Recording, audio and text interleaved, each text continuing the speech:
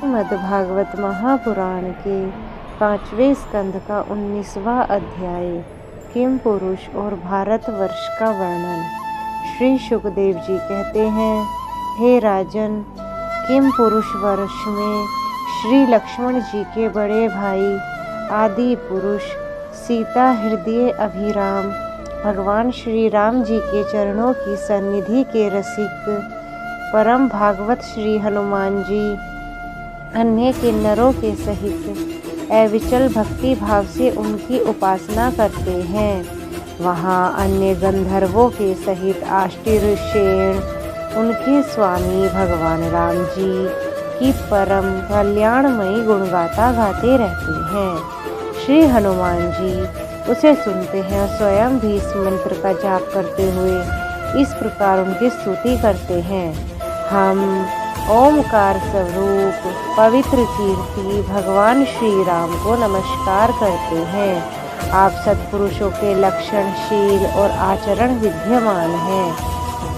आप बड़े ही संयत चित, लोक आराधन में तत्पर, साधुता की परीक्षा के लिए कसौटी के समान और अत्यंत ब्राह्मण भक्त हैं। ऐसे महापुरुष महाराज राम जी को हमारा पुनः पुनः प्रणाम है, बारंबार नमस्कार है। भगवान, आप विशुद्ध बोध स्वरूप अद्वितीय अपने स्वरूप के प्रकाश से गुणों के कार्य रूप जागृत आदि संपूर्ण अवस्थाओं का निराश करने वाले सर्वांत अंतरात्मा, परम शांत शुद्ध बुद्धि से ग्रहण किए जाने योग्य, नाम रूप से रहित और अहंकार शून्य हैं। मैं आपकी शरण में हूँ। हे प्रभु, आपका मनुष्य अवतार केवल राक्षसों के वध के लिए नहीं है। इसका मुख्य उद्देश्य तो मनुष्यों को शिक्षा ही देना है।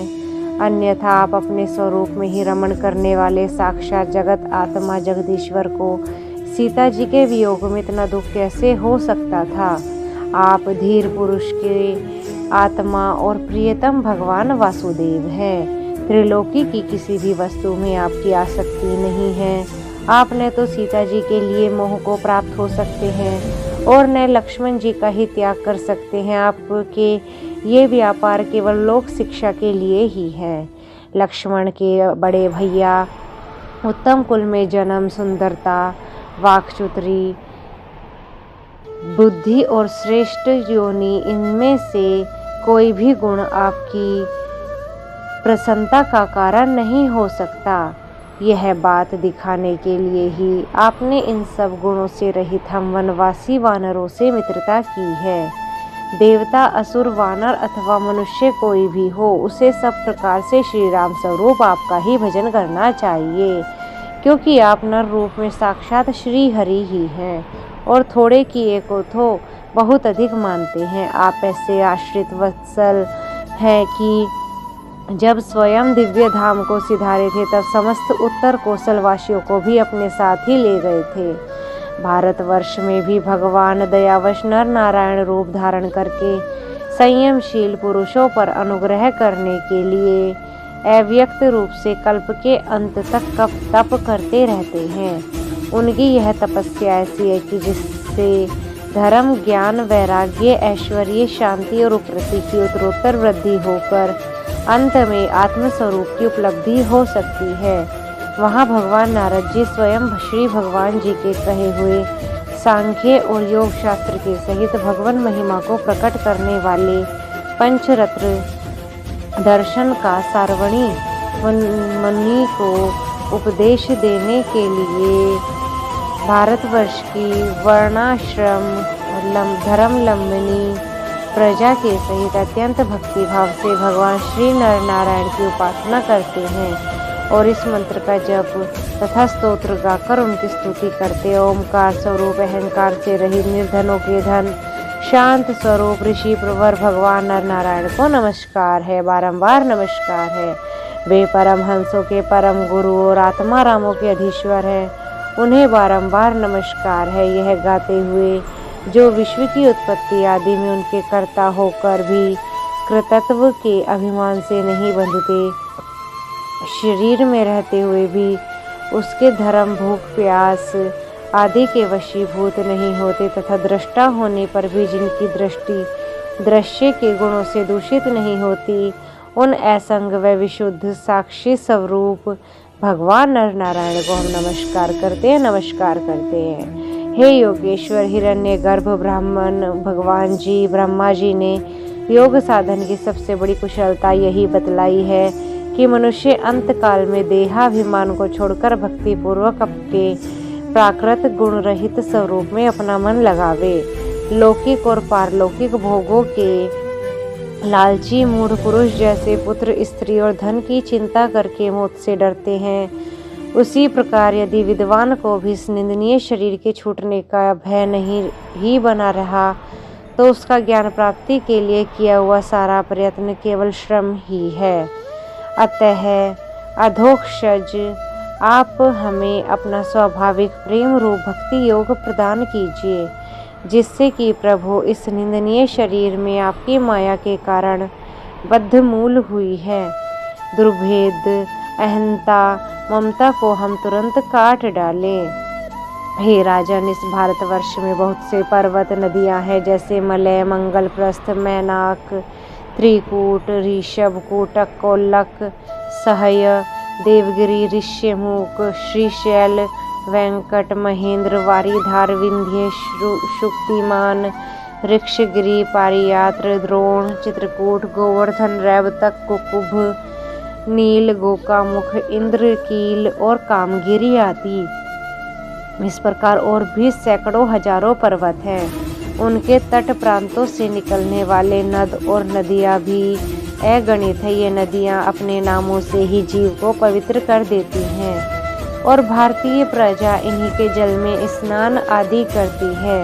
उनमें से मुख्य मुख्य नदियां ये हैं: चंद्रवसा, ताम्रपर्णी, अवटोदा, कृतमाला, वैहायसी, कावेरी, वेणी, पयस्विनी, शर्करावर्ता, तुंगभद्रा, कृष्णा, वेणिया, भीमरथी, गोदावरी, निर्विंध्या, पयोष्णी, तापी, रेवा, सुरसा, नर्मदा, चर्मणवती, सिंधु, अंध और शोण नाम के नद और महानदी, वैद स्मृति, ऋषिकुल्या, त्रिसामा, कौशिकी, मंदाकिनी, यमुना, सरस्वती, दृश्यद्वती, गोमती, सरयू, रोधस्वती, सप्तवती, सुषोमा, शतद्रु, चंद्रभागा, मरुदव्रधा, वितस्ता, आसिक्री और विश्वा। इस वर्ष में जन्म लेने वाले पुरुषों को ही अपने किए हुए सात्विक, राजस और तामस कर्मों के अनुसार क्रमशः नाना प्रकार की दिव्य, मानुष और नारकी योनियां प्राप्त होती हैं, क्योंकि कर्मानुसार सब जीवों को सभी योनियां प्राप्त हो सकती हैं। इसी वर्ष में अपने अपने वर्ण के लिए नियत किए हुए धर्मों का विधिवत अनुष्ठान करने से मोक्ष तक की प्राप्ति हो सकती है। हे परीक्षित, संपूर्ण भूतों के आत्मा रागादि दोषों से रहित अनिर्वचनीय निराधार परमात्मा भगवान वासुदेव में अनन्य एवं अहेतुक भाव से, भक्ति भाव से ही यह मोक्ष पद है। यह भक्ति भाव तभी प्राप्त होता है जब अनेक प्रकार की गतियों को प्रकट करने वाली अविद्या रूप हृदय की ग्रंथि कट जाने पर भगवान के प्रेमी भक्तों का संग मिलता है। देवता भी भारतवर्ष में उत्पन्न हुए मनुष्यों की इस प्रकार महिमा गाते हैं। आहा, जिन जीवों ने भारतवर्ष में भगवान की सेवा के योग्य मनुष्य जन्म प्राप्त किया है, उन्होंने ऐसा क्या पुण्य किया है अथवा इन पर स्वयं श्री हरि ही प्रसन्न हो गए हैं। इस परम सौभाग्य के लिए तो हम निरंतर तरसते रहते हैं। हमें बड़े कठोर यज्ञ, तप, व्रत और दान आदि करके जो यह तुच्छ स्वर्ग का अधिकार प्राप्त हुआ, इससे क्या लाभ है? यहाँ तो इंद्रियों के भोगों की अधिकता के कारण स्मृति शक्ति छिन जाती है। अतः कभी श्री नारायण के चरण कमलों की स्मृति होती ही नहीं है। यह स्वर्ग तो क्या, जहाँ के निवासियों की एक एक कल्प की आयु होती है, किंतु जहाँ से फिर संसार चक्र में लौटना पड़ता है।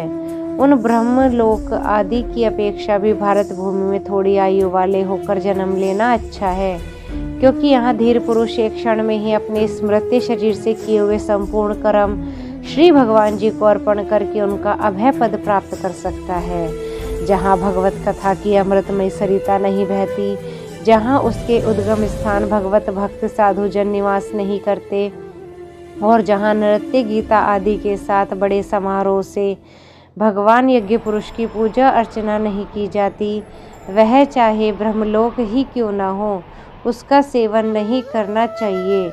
जिन जीवों ने ही इस भारतवर्ष में ज्ञान विवेक बुद्धि तदनुकूल कर्म तथा उसके कर्म के उपयोगी द्रव्य आदि सामग्री से संपन्न मनुष्य जन्म पाया है, वे यदि आवागमन के चक्र से निकलने का प्रयत्न नहीं करते तो व्याधि की फांसी से छूटकर भी फल आदि के लोभ से उसी वृक्ष पर विहार करने वाले वनवासी पक्षियों के समान फिर बंधन में पड़ जाते हैं।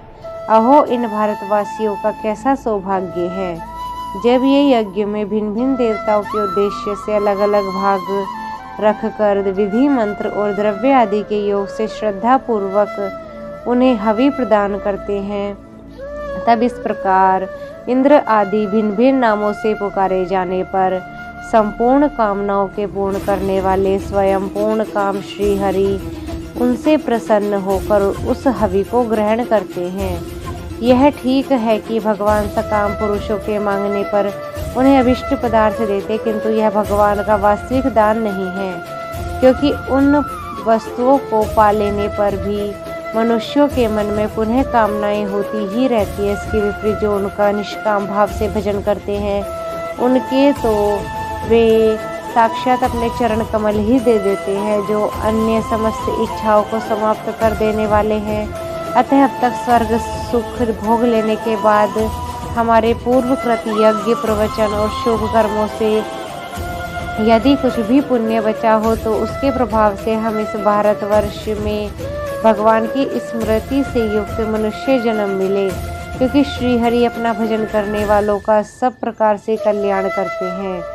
श्री सुखदेव जी कहते हैं, राजन, राजा सगर के पुत्रों ने अपने यज्ञ के घोड़े को ढूंढते हुए इस पृथ्वी को चारों ओर से खोदा था। उससे जम्बूद्वीप के अंतर्गत ही 8 उपद्वीप और वन गए, ऐसा कुछ लोगों के कथन है। वे स्वर्ण प्रस्थ, चंद्र शुक्ल, आवर्तन, रमणक, मंदर हरिण, पांचजन्य, सिंहल और लंका